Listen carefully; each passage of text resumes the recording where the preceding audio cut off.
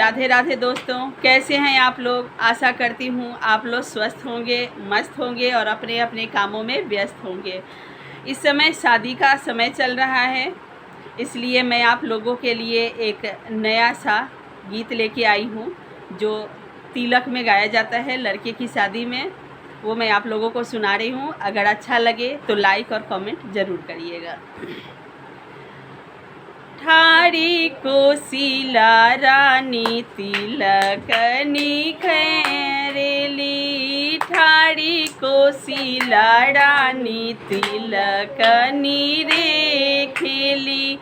बाबू के जोगे तिलक नाही जी, बाबू के जोगे तिलक नाही जी। ठाड़ी कोशिला रानी तिलक निरेखेली, ठाड़ी कोशिला रानी तिलक निरेखेली। बाबू के जोगे तिलक नाही जी, बाबू के जोगे तिलक नाही जी। ऐसा न बटुआ हम डगरिन के दिहनी जी, ऐसा न बटुआ हम डगरिन के दिहनी। बबुआ के भैला के बधाई जी, बबुआ के भैला के बधाई जी। ठाड़ी कोशिला रानी तिलक निखेली, ठाड़ी कोशिला रानी तिलक निरेखेली। बाबू के जोगे तिलक नाही जी, राम के जोगे तिलक नाही जी।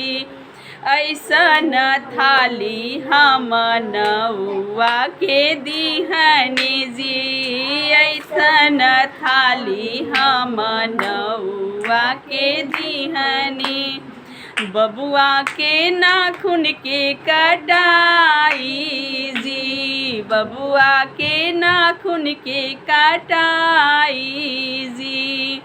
ठाड़ी कोशिला रानी तिलक निखेली, ठाड़ी कोशिला रानी तिलक निरेखेली।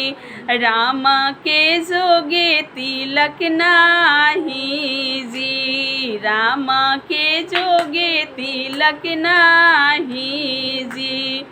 अरे ऐसा न थाली हम रस के दिहनी जी, ऐसा न थाली हम रस के दिहनी।